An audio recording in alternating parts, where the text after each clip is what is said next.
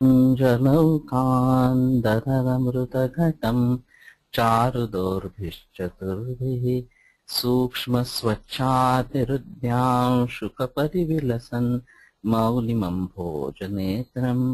कालाम्भोदोज्ज्वलाङ्गं कटितटविलसच्चारुपीताम्बराढ्यं वन्दे धन्वन्तरिं तन् प्रौढदावानिलीनम् ब्रह्मणो हि समारब्धाम् आत्रेयाद्येषु पूजिताम् अस्मदाचार्यपर्यन्ताम् वन्दे गुरुपरम्पराम् आयुर्वेदरतं वन्दे माधवाख्यं महागुरुम् आयुर्वेदामृतं सर्वं शिष्येभ्यो यः प्रदत्तवान् द्रष्टा ज्ञानी दृष्टकर्मा कृतकर्मा तथैव च अध्यापकोऽभिषक्श्रेष्ठो महान् संशोधकस्तथा गुणैरेतैः समुदितैः यत्कार्यं प्रतनोद्धि सः समृद्ध्यर्थं हि कार्यस्य वयं नु प्रयतामहे रागादिरोगाः सहजाः समूला येनाशु सर्वे जगतोऽप्यपास्ताः तमेकवैद्यं शिरसा नमामि वैद्यागमज्ञांश्च पितामहादीन् तर काल पलांडू पर्यंत आलो होतो आपण आणि तर मग सुरण पण झाला होता सार्षपास ववरा परम असा शाखवर्ग संपला आता फलवर्ग सुरू होतोय द्राक्षा फलोत्तमा वृष्या चक्षुष्या सृष्टमूत्रवीट स्वादुपात्रसा स्निग्धास्तकषाया हिमा गुरुः निहन्त्यनिलपित्तास्र तिक्तास्यत्वमदात्यया तृष्णाकाशज्वरश्वासस्वरभेदक्षतक्षया त्या द्राक्षा फलांमध्ये उत्तम सर्वश्रेष्ठ असणार अशा स्वरूपाच्या म्हणून वृष्य चक्षुष्य मलमूत्र दोन्हीचंही मिश्रण करणारी असणाऱ्या अशा स्वरूपाची मधुरस विपाक स्निग्ध कषाय रस किंचित कषाय हिमा आणि गुरु आणि एकंदर पित्त प्राधान्य असणाऱ्या विकारांमध्ये किंवा वाताच्या संदर्भातल्या विकारांमध्ये उपयोगी आहे फक्त आता पंचायत अशी झाली आहे की विशेषतः द्राक्षांवरती फवारणी प्रचंड प्रमाणामध्ये आहे आणि त्या काही नवीन स्पेसिस म्हणून डेव्हलप केल्या गेलेल्या असणार अशा स्वरूपाचं आहे त्याचे गुणधर्म नेमके काय हा पुन्हा वेगळा इश्यू येतो सीडलेस व्हरायटी म्हणून जे काही येते त्याच्या शुक्राचं काय करायचं असा एक पुन्हा वेगळा इश्यू आहे म्हणजे ती वृक्ष आहे असणाऱ्या अशा स्वरूपाची द्राक्ष पण सीडलेस व्हरायटी मध्ये हे सापडणार का नाही सापडणार असा एक पुन्हा वेगळा इश्यू राहतो आणि मग ह्या सगळ्या पार्श्वभूमीवरती द्राक्षा आत्ता उपयोगी करावी का न करावी असा इश्यू राहतो त्यातल्या त्यात बरा पर्याय मनुकांचा आहे पण मनुकांमध्ये सुद्धा द्राक्षांपासून मनुका बनवताना आता पुन्हा अनेक कृत्रिम उपाय वापरले जातात पूर्वीची मेथड होती त्या प्रकारे करणार आता कोणी नाही फारसं राहिलेलं आणि केमिकल्सचा वापर त्यामध्ये घडतो असणार अशा स्वरूपाचा त्यामुळे त्याही बाबतीमध्ये पुन्हा गोंधळाचा प्रश्न आहे पण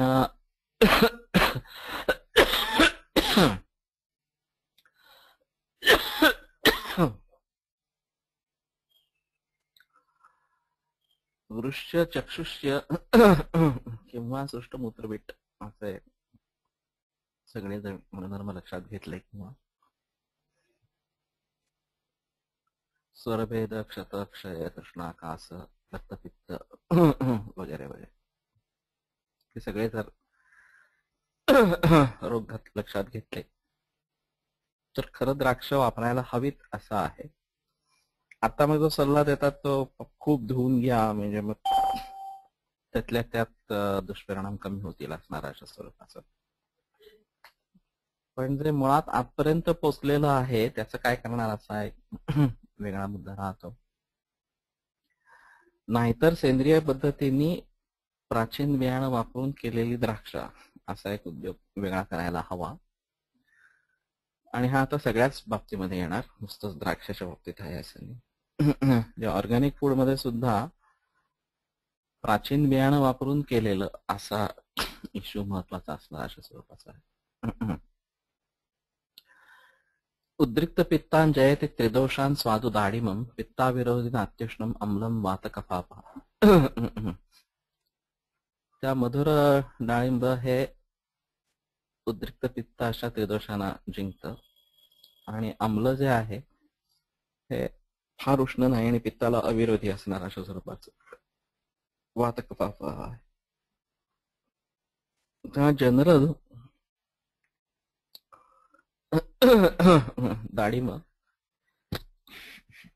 हे आम्लरसात्मक असलं तरी सुद्धा पित्ताला विरोधी नाही आणि म्हणून ते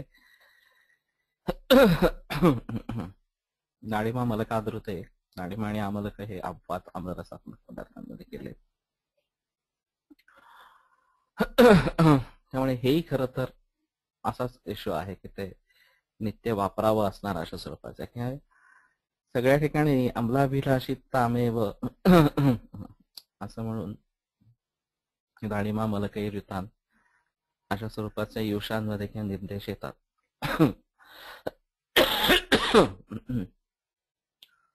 आणि एक असं दिसतं दातार गुरुजींच्या म्हणण्याप्रमाणे, जसं आम्लेच्छा असणार आहे, क्षारधर्मी ज्यांची प्रकृती आहे त्यांना मुळात आम्लेच्छा असतेच आणि मग त्यांना त्यांच्या आहार्य पदार्थांमध्ये नित्य ताक लागतं किंवा अम्ल पदार्थ काहीतरी लागतात असणार अशा स्वरूपाचं आणि आजारामध्ये पण ते कंटिन्यू होतं. आणि मग त्या ठिकाणी वापरायचंच झालं तर डाळिंबा आणि आमलका असे दोनच खरे आहेत की जे इष्ट आहेत वापरायला. आणि म्हणून डाळिंब या अर्थाने वापरायला हरकत नाही असणार अशा स्वरूपाचा. अर्थात पुन्हा तोच इश्यू इथेही राहतो की मूळची डाळिंबाच्या स्पेसिस ज्या काही होत्या त्या आणि आत्ता उपलब्ध असलेल्या आणि त्याच्यावरती पुन्हा फवारणी आणि असं काय आहे याच्याविषयी आता कल्पना नाहीये, पण द्राक्षापेक्षा कमी असावी. एक मला दुसरी अशी माहिती कळली की सीड बँक्स प्रिझर्वड आहेत खरं तर जुन्या, कारण संकरित काही वाणं करायची झाली तर त्यांना दुसऱ्या संकरित वाणावरनं नवीन संकरित वाण निर्माण होऊ शकते, त्याला ओरिजिनलच वाण लागते. त्यामुळे ते आहे, फक्त त्याची जोपासना त्याची म्हणूनच व्हायला पाहिजे आणि त्याचीच नर्सरी व्हायला पाहिजे असं आहे प्रकार. आणि मग तेच पुन्हा रुजवण्याचा प्रयत्न केला तर कदाचित हे सगळं प्रकरण बदलेल असणार अशा स्वरूपात. सर्वम हृदयम लघुस्निग्धम ग्राही रोचन दीपनम. आणि मग हे सगळं हृदय जे दोन्ही प्रकारचं जे डाळिंब आहे ते मधुरम अम्लम मधुरामनुंच लघुस्निग्ध ग्राही रोचन आणि दीपन अशा गुणधर्मांनी युक्त आहे. आणि म्हणून फलान यादव समजणे या डाळिंबाधीने बुद्धिमान असं जे सूत्र येतं ते जेवणाच्या सुरुवातीला फळं घ्यावीत आणि ती डाळिंबादी आहेत असणार अशा स्वरूपाचं असं वर्णन आहे. तर त्या सगळ्या ठिकाणी हा महत्वाचा इश्यू राहील. मोच खर्जूर पनस नालिकेर परुषकम आम्रात ताल काश्मरीय राजादन मधुकजम सौवीर बदरांकोल फल्गुश्लेष्मातपोद्भव वातामाभिषुकाक्षोड मुकूलक निकोचकम उरुमाणं प्रियालंच बृहणं गुरु शीतलम. इथली बरीच वापरात आहेत. केळं आहे, पहिलं खजूर आहे, फणस आहे, नारळ आहे, आम्रात आहे इथे आता अनाथ कीर्तनकम, बदर आहे, फल्गू आहे, बदाम आहे, अक्षोड आहे. नाही, वाताम म्हणजे बदाम, अक्षोड हे अक्रोडचं आहे प्रकरण. प्रियाल चारोळी असणारे अशा सोबतचे. उरुमण हे अभिषुक नाही माहिती ना. पिस्ता पिस्ता अभिषुक म्हणजे पिस्ता. उरुमाण हा जर्दाळू आहे असणार अशा स्वरूपाचा. आणि ताडफल एक आहे. काश्मीरीचं गंभारीचं आता इकडे फारसं मिळणार नाही, कोकणाकडे मिळणार असणार अशा स्वरूपाचं. सव्वीर आणि बदर हे दोन्ही यातलेच बदरातलेच प्रकार आहेत बोरातले. ही सगळी बृहण गुरु शीतल दाहक शतक क्षयहर रक्तपित्त प्रसादनम स्वादुपाकरसम स्निग्धम विष्टंबी कफशुक्रकृत. त्या बृहण गुरु शीत दाहक शतक क्षयहर असणार अशा सर्व एकंदर कफ आणि शुक्र वाढवणारी, बृहण वातपित्त शमन करणारी असणारी अशा स्वरूपाची, स्निग्ध विष्टंबी आणि शीतल असणारे अशा स्वरूपाचे आहे. पण पुढे अपवाद दिलेत. वातामाती उष्णवीर्यंतो असं म्हणून पासून अपवाद केलाय असणार अशा स्वरूपाचा.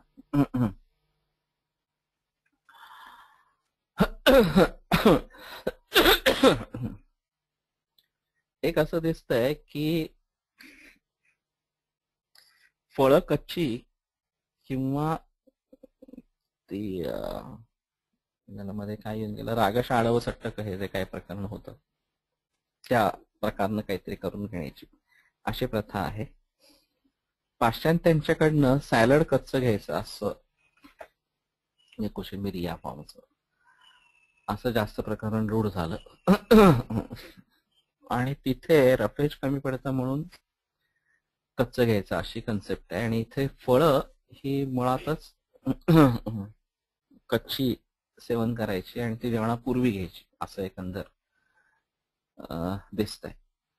पण त्याला पुन्हा अपवाद आहेत. फलान्यादो समजनीयात विनामोचा फलम तद्वद वर्चनीयाच्या कर्कटी.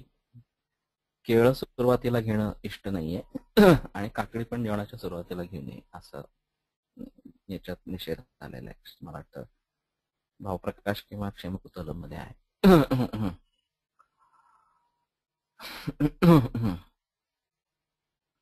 नालिकेरं गुरुस्निग्धम पित्तग्नम स्वादु शीतलम बलमांसकरम हृद्यम बृहणम बस्तिशोधनम. त्या नारळ गुरुस्निग्ध पित्तग्न मधुर शीत बलमांसकर असं प्रकरण आहे. हृदय आहे, बृहण आणि बस्तिशोधन आहे. बऱ्याच अर्थाने खरं तर चांगला आहे. आणि बलमांसकर म्हणून खरं वापरण्याचा प्रकार फार नाहीये. मे बी नारिकेल खंड पाक किंवा असे काही विचार करून घ्यायला हरकत नाहीये. हृदय पण आहे. एकदा खरं या अर्थाने नायकाची द्रव्यगुण कर्मकोशाची संकल्पना आहे. त्याच्यात हेतुकोशामध्ये चरक सुश्रुत वाग्भटातले सगळे एकत्र झालेले आहेत ऑलरेडी.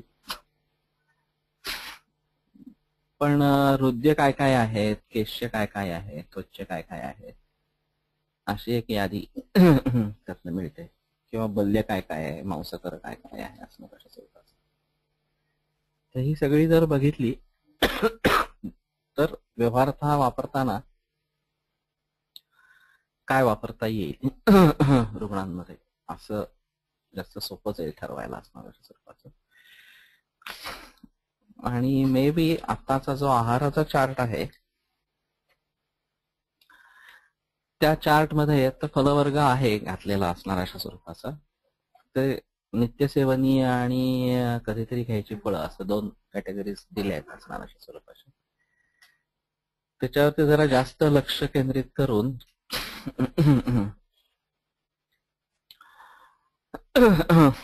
मे बी त्रिदोष आणि धातू याला धरून काही वर्गीकरण आपल्याकडे रेडी असेल तर टिकमार्क करायला सोपंच आहे. तिसरा मुद्दा येईल तो मग रोगसापेक्ष पथ्यापथ्यत्व जे काही आहे ते त्याच्यामध्ये ऍड करायचं. पण निदान बेसिकली दोषशामकत्व, दोषवर्धकत्व किंवा विशिष्ट धातूला उपयोगी पडणारा असणार अशा स्वरूपाचं असं जर झालं तर जास्त बरं पडेल. तर हेतुकोशातून आता एक्झिस्टिंग गोष्टींचं तरी काम सहज मिळण्यासारखं आहे, हातात येण्यासारखं आहे. किंवा औषध कोशातूनही काही अर्थाने. पण पुढच्या दृष्टीने क्षेमकुतूहलम, भोजन कुतूहलम किंवा भावप्रकाश योग रत्नाकर वगैरे, निघंटू रत्नाकर ते बरंच वर्णन आहे. ते जरा बघायला लागेल असणार अशा स्वरूपात.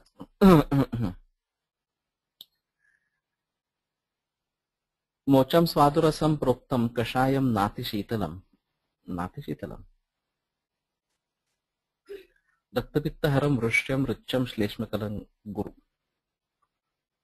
केळं जे आहे मधुर रसक किंचित कषाय, फार थंड नाही असणार अशा स्वरूपाचं. रक्तपित्तहरम वृक्ष रुच्च कफकारक आणि गुरु असणार अशा स्वरूपाचं. तर याच्यातही पुन्हा गोंधळ आहे की केळ्याच्या पूर्वीच्या जाती, आत्ताच्या जाती आणि केळी पिकवणं हा जो काही उद्योग, केळी बारमाही अवेलेबल आहेत आणि त्या मानाने स्वस्त आहेत, हा त्यातला एक ऍडव्हान्टेज भाग राहतो. आणि बरीच लोक यासाठी म्हणून केळी घेणारी असणार अशा स्वरूपाचे. काहीतरी फलसेवन करायला हवं आणि मग ते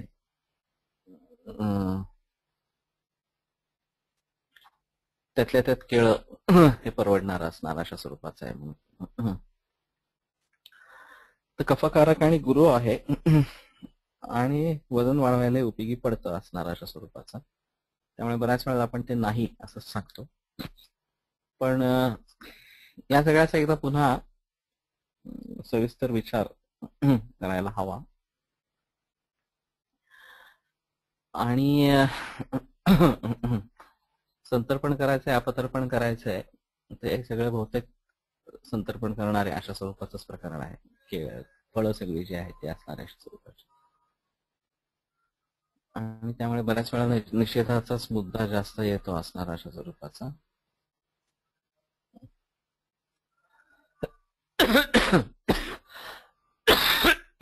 स्निग्धम स्वादु कषायंच राजादन फलं गुरु फलंतु पित्तलम तालम सरंग काश्मीरजम हिमम. नाही माहिती. तुमच्याकडे कोणाकडे केलंय का राजादन म्हणजे काय?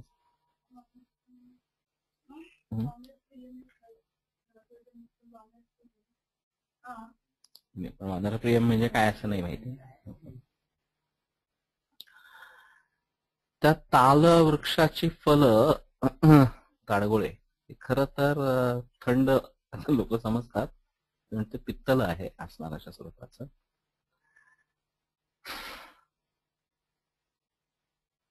शक्रुन्मूत्र विमंदग्नम केश्यम मेध्यम रसायनम मधुकजम अरुद्यंतु बदरम सरणात्मकम. त्याने मधुकफलमकडे अरुद्यम तिकडच जोडलंय. शक्रुन्मूत्र विबंधघ्नम केश्यम मेध्यम रसायनम.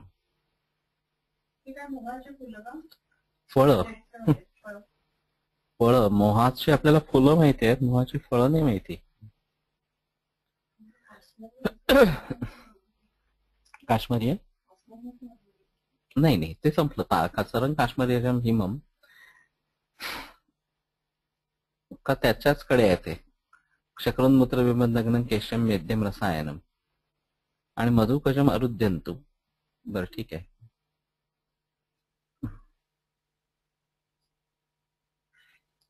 तो काश्मीरीकडेच लागेल तसंच जास्त बरं वाटतंय. कुठे तोडायचे असा एक वेगळा मुद्दा राहतो.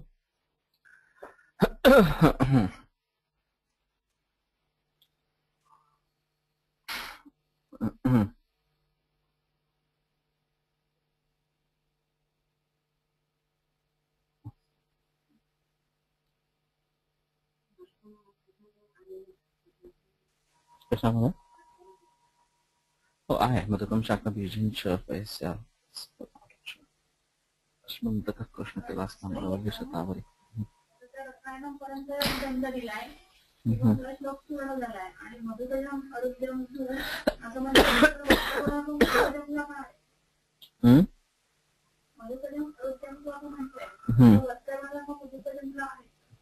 तोच म्हणणार म्हणजे मी आधी तिथंच लावलं होतं ते.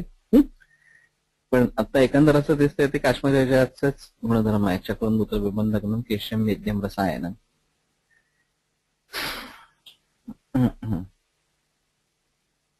तर हे कोकणात मिळतात शिवणीची फळं. आपल्याकडे फारसं काही अवेलेबल नाही असणार अशा स्वरूपाचं. पण एकंदर मेद्य रसायन आहे त्याच्यामुळे वापरायला हवीत असं राहील. आणि मधुकज हे आरोग्य एवढंच दिसतंय आता त्याला, दुसरं काही. बदरम सरणात्मकम वातामादी उष्णवीर्यंतु कफपित्तकरम सरम. सर्व गुणधर्माचा असणार अशा स्वरूपात. आत्मक म्हणजे त्या गुणधर्मांनी युक्त असणार. तो आत्मा ज्याचा आहे, सर्व आत्मा ज्याचा आहे तसं. त्याला काही म्हणजे वेगळा अर्थ नाही. त्या वातामादी जे पुढे आहेत, वाताम अभिषेका क्षोड वगैरे, हे उष्णवीर्य आहेत, कफपित्त करणारे आहेत सर. परम वाताहरम स्निग्धम अनुष्णंतु प्रियालशम.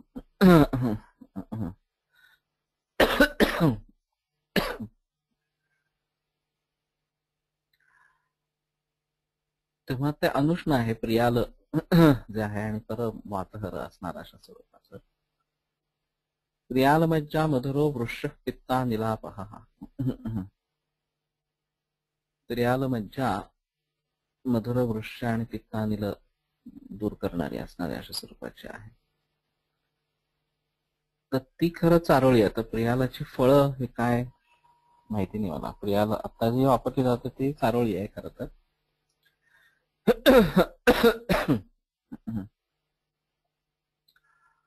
आणि फणसळकरांचं म्हणणं त्याचं विशेषतः मज्जेवरती कार्य चांगलं आहे असणार अशा स्वरूपाचं. विशेषतः शिन ऑफ टिबिया, पायाचा पिंडिकेचा पुढचा भाग, इथं जेव्हा काहीतरी विकृती असते, मग ते कुष्ठ असेल किंवा शूल असेल त्या ठिकाणी किंवा आणखीन काय असेल, तर त्याचा मज्जाक्षयाशी संबंध सापडतो असं आहे एक ऑब्झर्वेशन. आणि मग तिथं अस्ताम मज्जनी सौशेल्यम भ्रमस्तिमेर दर्शनाव अशी तुम्ही लक्षणं विचारलीत तर ती पॉझिटिव्ह येतात. आणि मग इन दॅट केस चारोळी उपयोगी पडते. आता अग्नी चांगला पाहिजे असणार अशा स्वरूपाचं. पण एक 3-4 चारोळ्या एवढ्या सुद्धा पुरतात खरं. कोलमज्जा गुणैस्तद्वत् तुच्चर्दिक कासजिच्च 6. आणि तशीच कोलमज्जा आहे, तर ती काढायला भयंकर किचकट आहे असणार अशा स्वरूपाचं. बोराचं हे बी फोडून आतली काढायचे असणार. त्रुच्छर्दी आणि कासजित असं त्या कोलमज्जेच्या बाबतीत गुणधर्म म्हणजे. तिंदुकाश्मंतकासीन फलिनी बिंबितोदनम टंकाश्वकर्ण बकुल गांगेरु धवधन्वनम श्वेतपाक कपित्थानि सिंचती भव्य जांबवम क्षीरवृक्ष भवम बीजम पौष्करम कफपित्तजित. कषाय मधुरम रूक्षम शीतलं गुरु लेखनम विबंधाध्वान जननम स्तंभनम वातकोपनम. यातलं ह्यात आपलं त्यातल्या त्यात वापरात असलेलं एक जांबव आहे, कपित्थ आहे. त्या जांभूळ आणि कवट बिंबी एक आहे.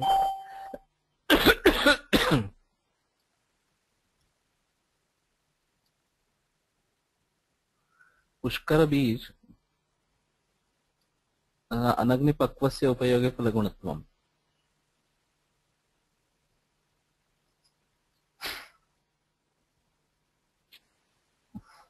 क्षीरवृक्षाय शस्त्रादि क्षतः क्षीरम स्रवन्ति. असं एक नाम अवहनम. तर लेखन आणि कफपित्तजित असं त्याचं मुख्य आहे. शीतल आणि गुरु असा आहे, वृक्ष आहे. आणि मग त्यामुळे सगळ्यांमुळे हा विबंध आत्मान जनन स्तंभन आणि वातकोपन असणार अशा स्वरूपाचा आहे. त्या सगळ्याचं बीज असं म्हटलंय खरं तर, का क्षीरवृक्ष भवन बीजम, याचाच फक्त क्षीरवृक्ष.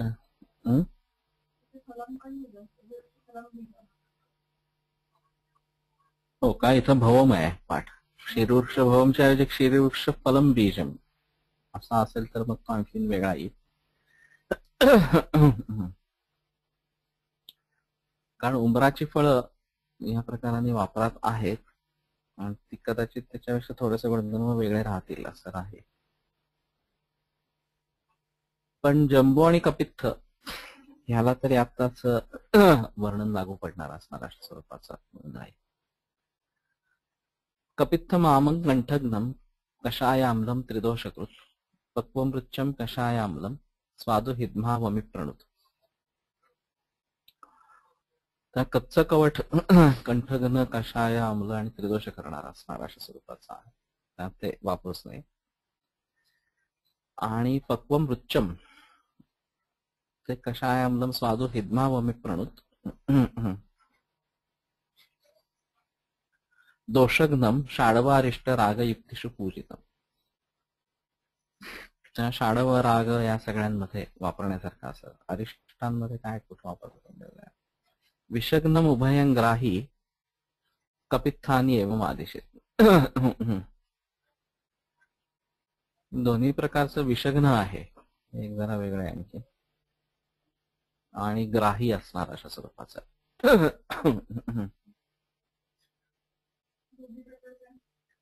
कच्च आणि पिकलेलं असणार अशा स्वरूपाचं.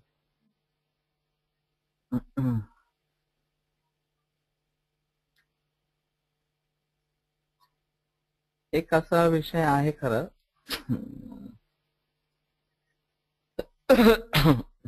केमोथेरपी घेऊन लोक येतात, त्याचे दुष्परिणाम घालवण्यासाठी काहीतरी विषग्न अशा स्वरूपाचं देणं अपेक्षित राहतं.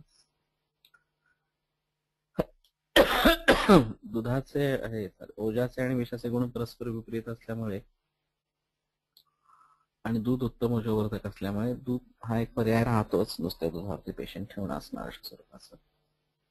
पण आहार्य द्रव्यातनं जर विषग्न, तसं तंडुलीयक आहे, तसं एक कपित्थ पण आहे, त्या असं एक विषग्न द्रव्यांची यादी वेगळं काढणं असणार अशा स्वरूपाचं. काल मला आणखीन एक वेगळं कळलं, केरळमध्ये एक परंपरा अशी आहे की ॲलोपॅथीची औषधं घेऊन लोक येतात, त्यांचे विषारी परिणाम झालेले आहेत, म्हणून त्याला दूषी विषारी अगद द्यायचा इतर औषधांच्या जोडीला, अशी एक परंपरा असणारे काही वैद्य आहेत. तर ते दूषी विषारी अगदात गुळ घालून त्याच्या गोळ्या बनवून ठेवल्या आणि तो प्रत्येक पेशंटला वापरला जातो. हा एक वेगळाच इश्यू आहे की ॲलोपॅथीची औषधं वर्षानुवर्ष घेतलेली आहेत आणि त्याचा अँटीडोट काय विचार करायचा असणार अशा स्वरूपाचा एक विषय म्हणून त्याचा विचार व्हावा असं एक दिसतंय आताच्या सगळ्या प्रोसेसमध्ये.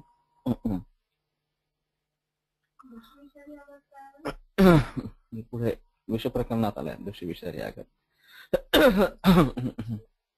काय असं आता मला माहिती नाही, पण आलाय तो तिथे असणार अशा स्वरूपात. तर ह्या अर्थाने खरं आता मला कॅन्सरच्या पेशंट्स मध्ये स्पेशली जेव्हा आपण पेशंट दुधाला कंटाळतो आणि काहीतरी दूध भाकरी दूध भात असं झाल्यावरती जेव्हा मुगाचं वरण किंवा भाज्या तुपाची फोडणी दिलेली याच्यावरती येतो, त्यात एक कवठ हा विचार करणार, कारण ते अजून अनटचड आहे, त्याला हायब्रिड वाल्याने हात लावलेला असावा असं नाही वाटत आहे किंवा त्याला कुठेतरी पेस्टिसाइड्स आणि या सगळ्याचा काहीतरी वापर केला गेला असेल अशी शक्यता कमी वाटते. त्यामुळे मग तिथे विषग्न अशा अर्थाने त्रिदोष शामक असणार अशा स्वरूपाचं, आणि षाडव रागामध्ये युक्त आहे, त्या कॉटरची चटणी लागते चांगली, तर उपयोगी पडेल असणार अशा स्वरूपाचं. त्रिदोषकरणं पक्वं रुचिकरं रसेच कषायमलं मधुरं हिद्माच्छर्दिनाशनं त्रिदोषकरणं. हिद्माच्छर्दिनाशनही चांगलं आहे अशा अर्थाने. उभयमपक्वञ्च विषनाशनं संग्रहणञ्च एवं कथितं रसविशेषेण नानाविधानि कथितानि सम्भवन्ति तानि अनया दिशा कल्पयतीत्यर्थः. तेन कषायामलं सदैव आमकपित्तगुणं माधुर्यानुविद्धं तथैव कटुकर्णिकम्. बृहणं वातपित्तघ्नं स्निग्धं सिञ्चतिकाफलं भव्यं विशदमम्लं च जाम्बवं प्रतिवातलम्. जांबव अति वातल असणार अशा विष्टंभकृत अकंठ्यांच सामलंत क्षीरी वृक्ष.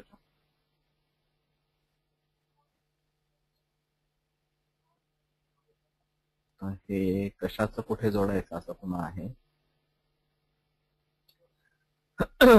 भव्यम अम्लं स विशदंच जांबवम अतिवातकरम विष्टंभकरम स्वरघ्नंच. स्वरघ्न उठालाय अकंठ्य.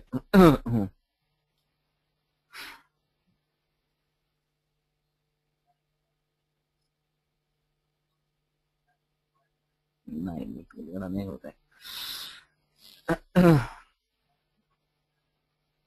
बृहणं वातपित्तघ्नं स्निग्धं सिंचतिकाफलम्. इथं सिंचतिकाचं संपलं. भव्यं विशदम अम्लंच जांबवं प्रतिवातलम्. तर भव्यं विशदम अम्लंच इथं करते संपायला पाहिजे. जांबव अति वातल विष्टंभकृत अकंठ्यंच सामलं तु क्षीरी वृक्षशम पित्तश्लेष्मघ्नम अम्लंच वातलम चाक्षकी. सामलं जांभळं आंबट लागतं तसं काय कषायच लागतात. आणि क्षीरी वृक्षांमध्ये पण आम्ल काय नाहीये खरं तर. क्षीरवृक्ष फलम सामलम ईषदम्लम. त्याने ते क्षीरवृक्षाकडेच जोडलंय. जांब होते ह्याला लोणावळ्याकडे आहेत जांब मिळतात ते किंचित आम्ल कषाय आणि असं आहे. पण ते जांभळाशी त्याचा संबंध नाही येणार.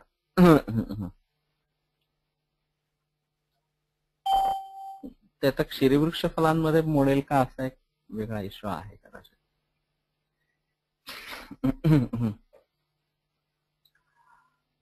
पित्तश्लेष्मघ्नम अम्लंच वातलम चाक्षकी फलम.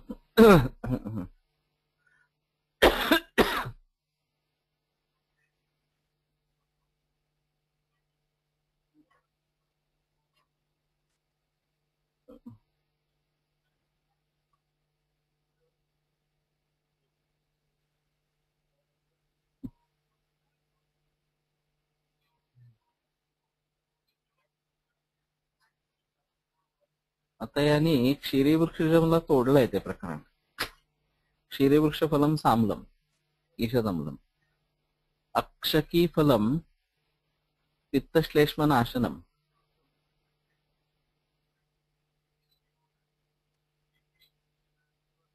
पण मग पुन्हा खालतं ते आम्लंच हे जुळत नाही. वातलम चाक्षकी फलम.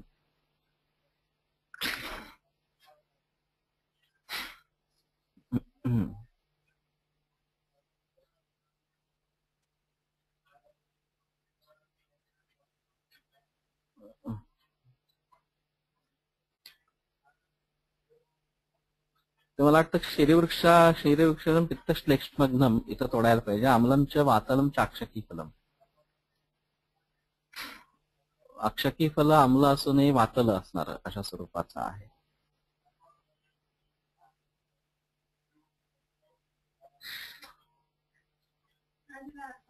अक्षकी फल पित्तश्लेष्म नाशनम कडे ते जोडल्याने आम्लरसम वातलंच.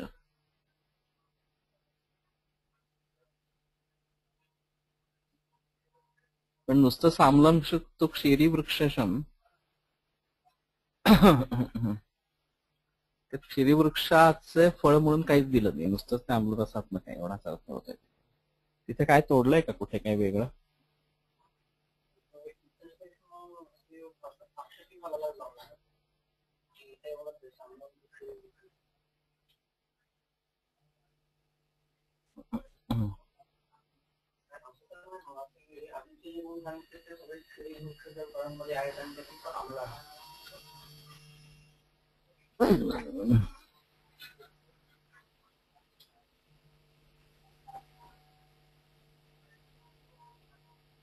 अवघड आहे सांगता येणं. आता हे सगळ्या इतर निघंटूतनं किंवा याच्यातनं कम्पेअर करून बघायला हवं. तर मग कदाचित कुठे शब्द तोडायचे आणि कोणाचा अन्वय कोणाकडे घ्यायचा असं काहीतरी ठरवता येईल.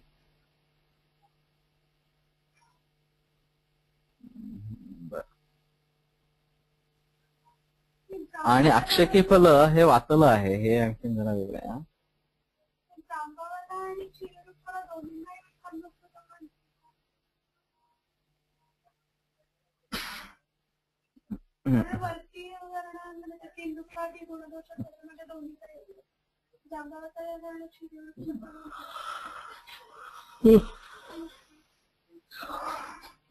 फक्त तरी नेमकं सांगता येणं अवघड आहे जरा.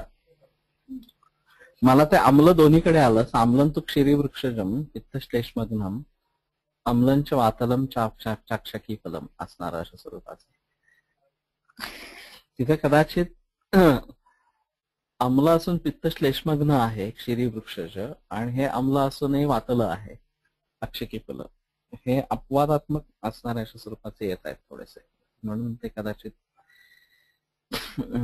महत्वाचे असणाऱ्या अशा स्वरूपाचे राहतील. नाहीतर मग जनरली काय की रसानुसार मूळ गुणधर्म ठरवायचे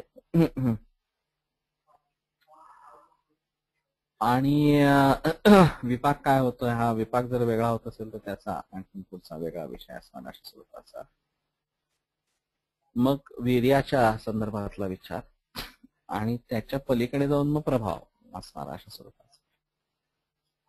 त्या अम्ल हे खरं म्हणजे पित्त कफ कारक पाहिजे, पित्त श्लेष्मग्न आहे, आणि अम्ल वात शामक पाहिजे, ते वातलं आहे. दोन्ही अपवाद आहेत असणार अशा स्वरूपाचं. आणि अक्षकी फल आणि अक्षक फल बेहडा असंच आहे का आणखीन कुठली वनस्पती आहे असं वेगळा मुद्दा आहे. बालं कषाय कट्वम्लम वृक्षम वातास्र पित्तकृत संपूर्ण मामरम अम्लंतु रक्तपित्त कफप्रदम. त्या अगदी कच्ची कैरी जी आहे, कषाय कटू अम्ल, कषाय तर आहे, कटू आणि अम्ल ठीक. वृक्ष वात आणि रक्तपित्त करणारी असणारी अशा स्वरूपाची. अम्ल जे आहे ते रक्तपित्त आणि कफ वाढवणारी असणारी अशा स्वरूपाची. आता सगळी लोणची जे प्रकरण बनतं ते त्या पहिल्याच कैरीपासून, म्हणजे अम्ल कैरीपासून असणार अशा स्वरूपाचं आहे. त्या रक्तपित्त आणि कफप्रद असं एकंदर ते राहील. स्वादु साम्लं गुरुस्निग्धम मारुतग्धम अपित्तलम.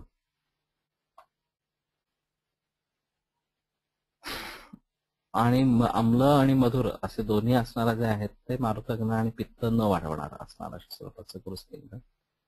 हृद्यम पर्यागतम श्लेष्म मांस शुक्र बलप्रद. चांगला परिपक्व झालेला आम्र आहे हा, कफ मांस शुक्र बल देणारा असणार अशा स्वरूपाचा.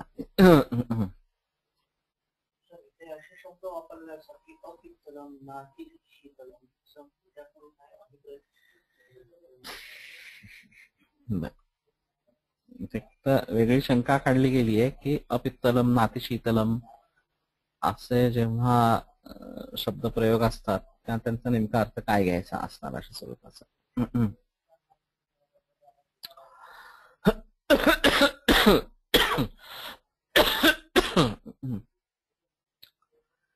हा जरा क्लिष्ट आहे विषय.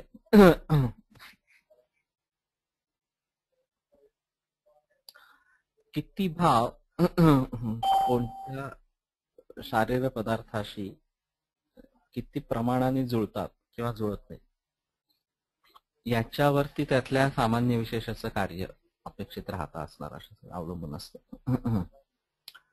सर्व भावे स्त्रिभिर्वापी द्वाभ्याम एकेन वा पुन्हा असं प्रकारचं जसं वर्णन आलेलं आहे. संस्कृत पिता क्रुद्ध क्रुद्धम दोषानुधावते असं तरी दोषांच्या संदर्भात आलंय.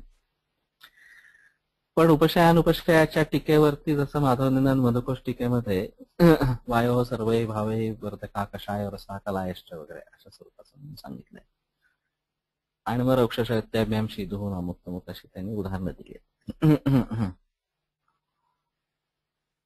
तर तसं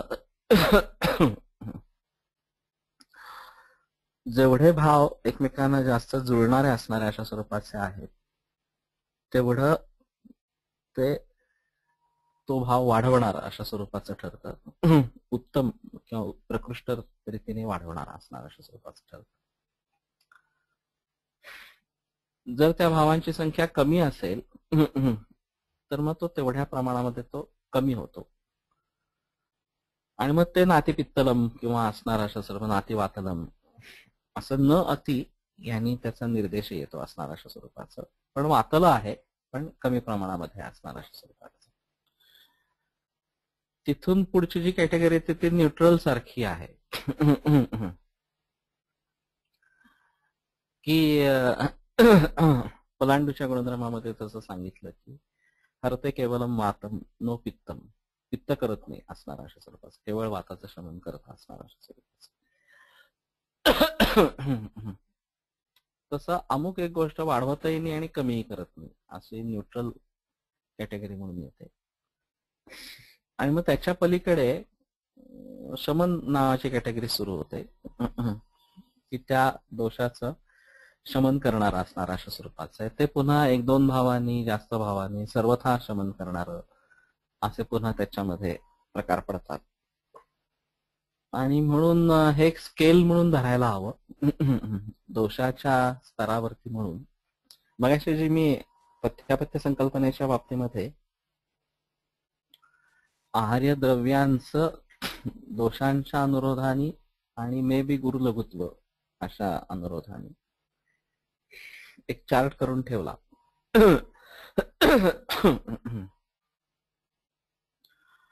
आणि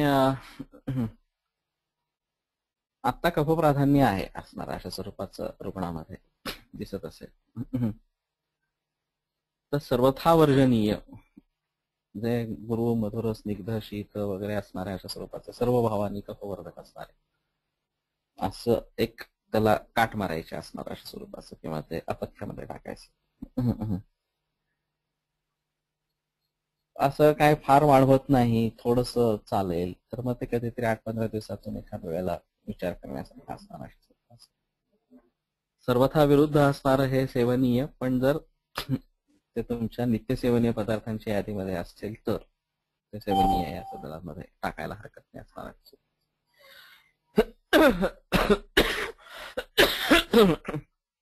तर एक बेटर आहाराचा चार्ट तयार होईल आणि आपण जरा जास्त स्पेसिफिकली त्याच्याविषयी बोलू शकू. कोणी जर ह्या प्रकाराने काम करायला इच्छुक असेल त्यात एक गोष्ट करावी की आता नक्की बाजारात मिळणारे पदार्थ आणि निसंदिग्ध आणि ज्याच्या गुणधर्मांविषयी ग्रंथात काहीतरी दिलेलं आहे अशा पदार्थांची यादी सुरुवातीला घेऊया आणि मग या प्रकारचा चार्ट काहीतरी करूया असणार अशा स्वरूपाचं, तर ते जास्त बरं पडेल.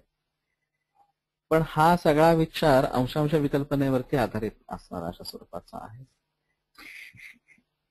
अजूनही द्रव्याचं कारमुकत्व हा एक वेगळाच विषय आहे.